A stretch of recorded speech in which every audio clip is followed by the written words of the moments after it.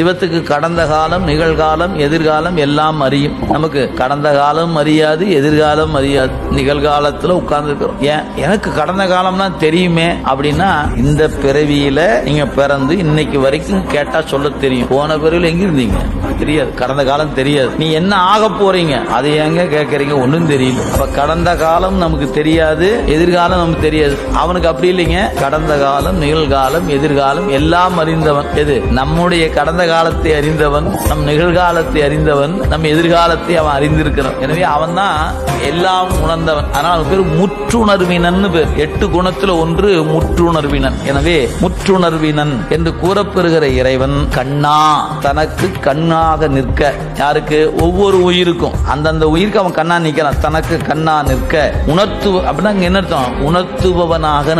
கண்ணாய் அப்படின்னா உணர்த்துபவனாக.